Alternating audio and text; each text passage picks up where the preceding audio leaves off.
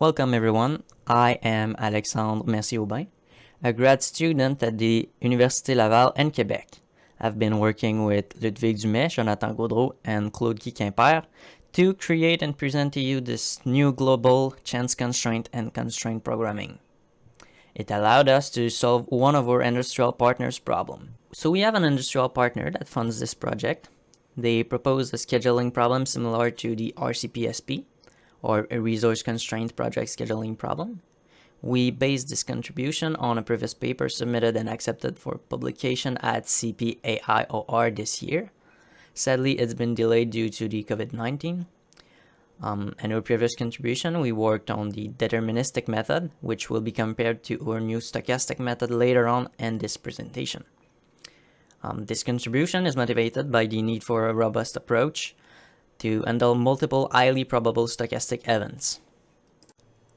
Our industrial partner is in the textile industry. Our problem is basically to schedule non-preemptive tasks on looms. The tasks are textile pieces to weave.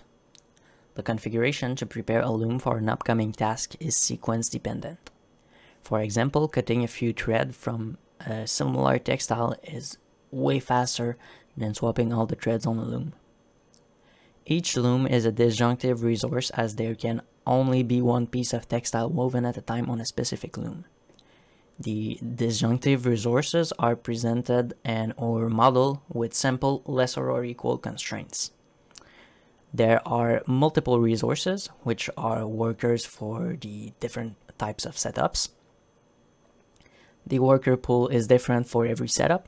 It requires specialized workers.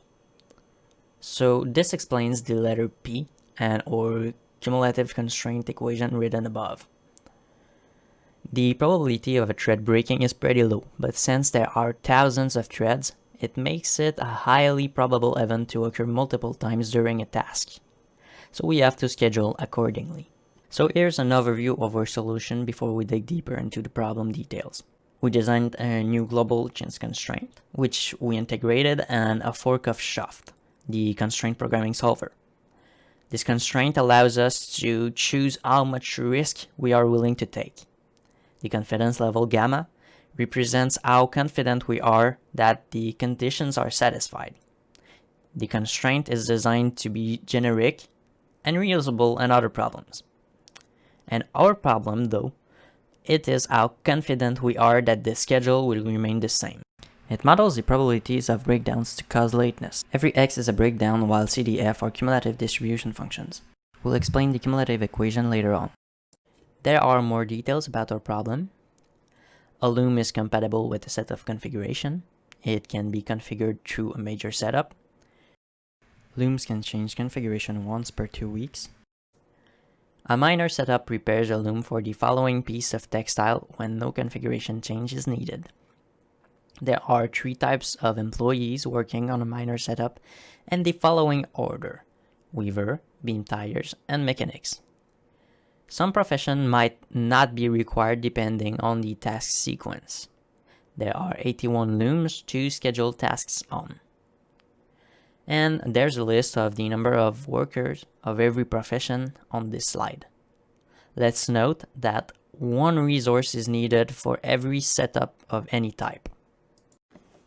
Pieces of textiles are compatible with a set of loom configurations. We already know which task will be executed on which loom. Tasks are either before or after the major setup according to their compatibility. Pieces of textiles have a style, which includes the thread type, color, weaving pattern, and more. 2 pieces of textile with the same style are basically the same, in the sense that their matrix of setup times are the same. There are multiple pieces of textile to weave. That number is between 448 and 602 pieces of textiles. When weaving, there are 2 types of threads. Warp threads are presented vertically.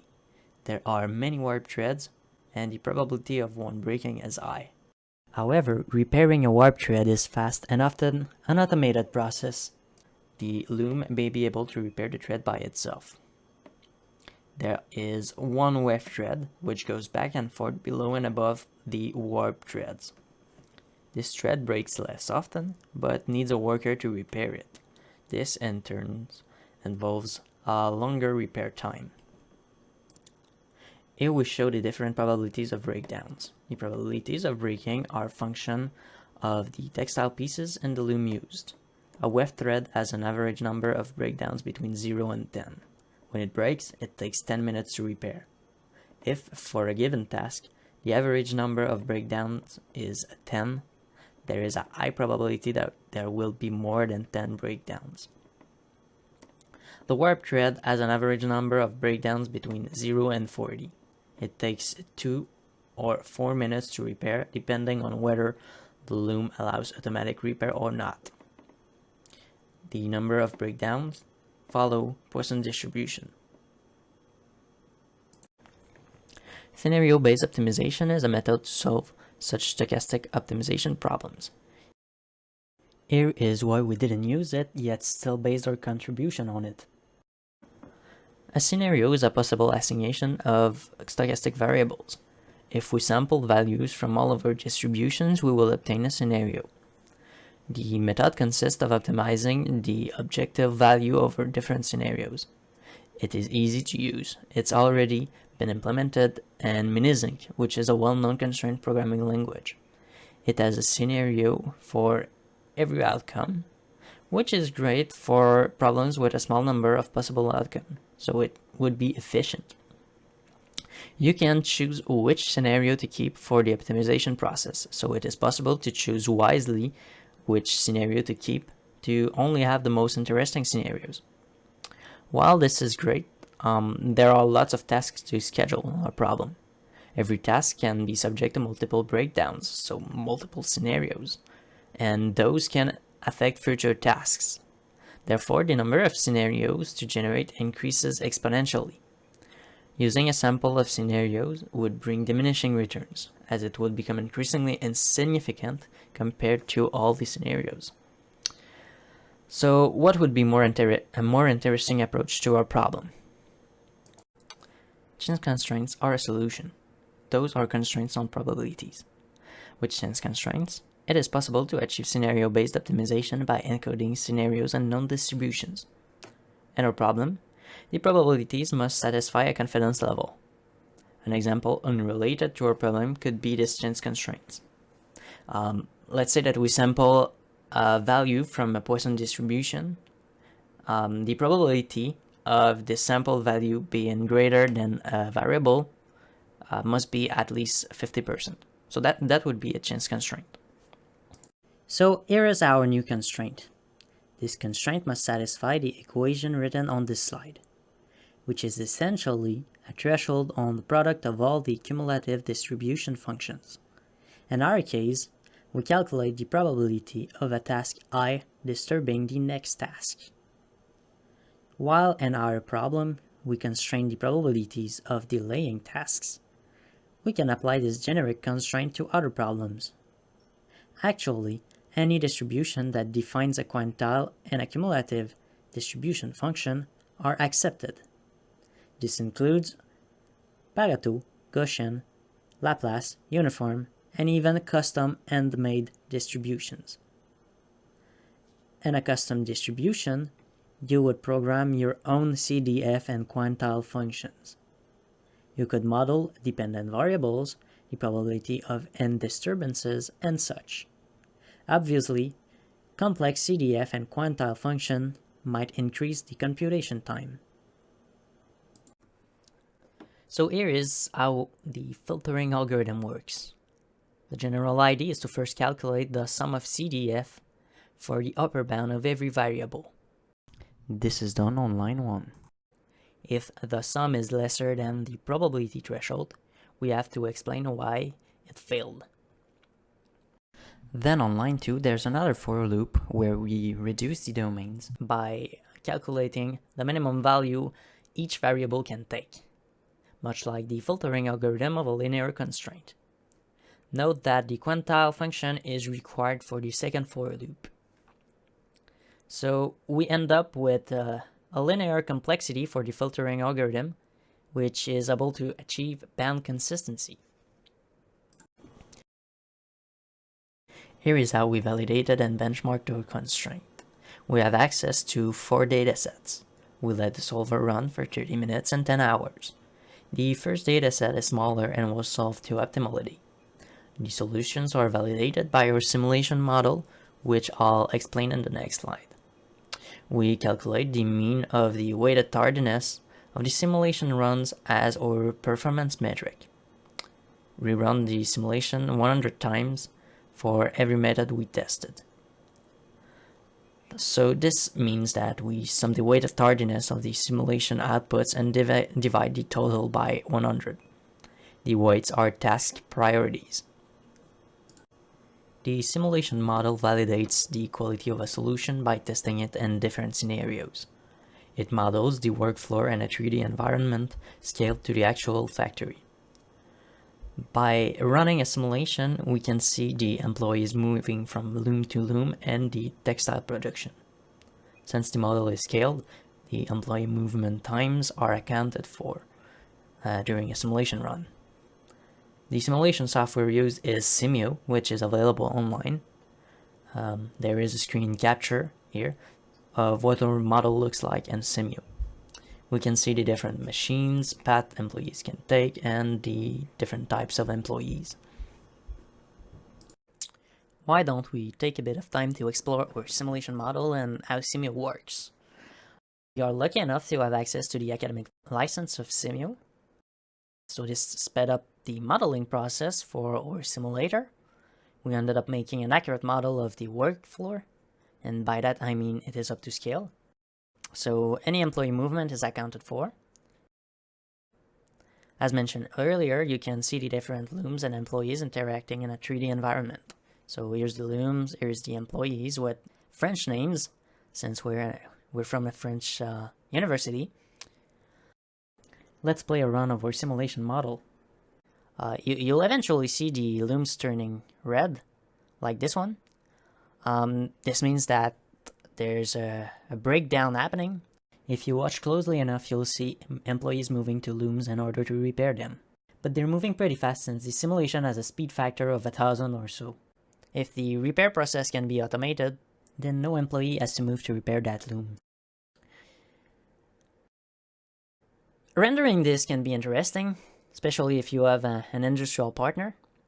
But in our case, sometimes we just want to speed up the process, so there's that fast forward button. The fast forward button allows us to generate data without having to waste resources on the rendering process. So this is great if you don't need to visualize the workflow every time you generate data. You can speed up the process even further by using experiments. Clicking on a fast forward button can be quite time consuming. So experiments allow us to set how many runs we want. If you wish to automate the process even further, Simio provides an API for its users. I still wish to remind you that we created the simulation model, not Simio.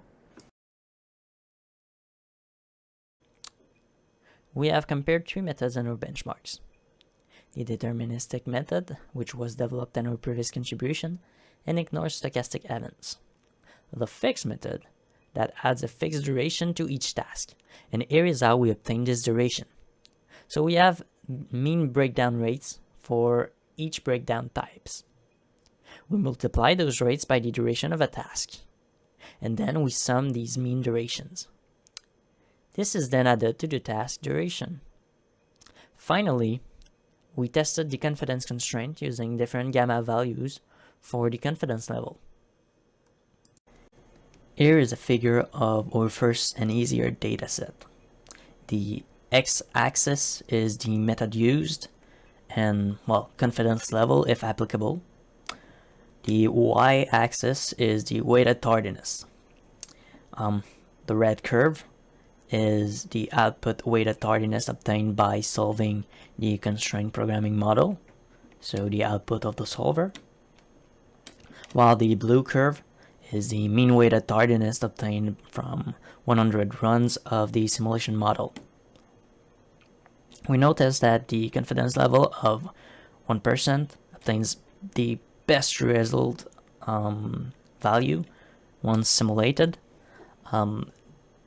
This is due to the problem being easy and the need for robustness being low. We can also notice that the problem becomes increasingly more constrained at higher confidence level, and you can look at 99% to see this. In this slide, we see the 30-minute and 10 hours benchmark of the second dataset. If values aren't shown, it means that the solver didn't find a solution in time. For example, in the figure on the left, 90% and 99% are missing. The 30 minutes figure shows curves similar to sin curves. While increasing the confidence level increases robustness, it also increases the difficulty of the problem. This seems to make it so the search heuristic gets stuck. In the 10-hour tests, we see that thus the objective value of the solver becomes increasingly accurate.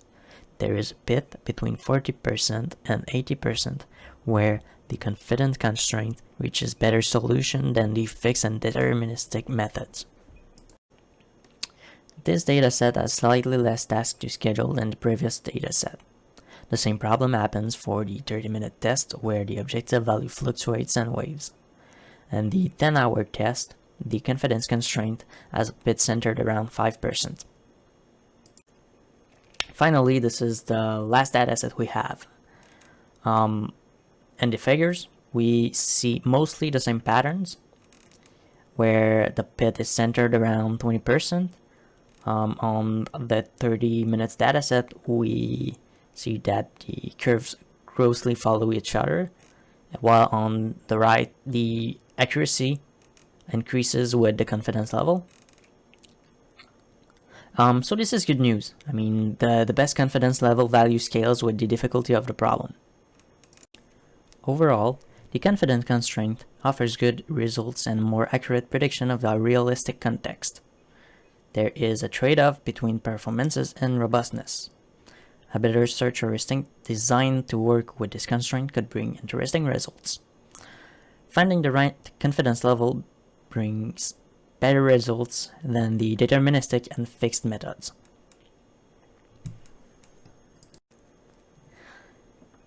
To conclude, the deterministic method has been implemented in our industrial partners system, and now we're working on adding the stochastic aspect to their system. We hope you had fun, and thank you for listening.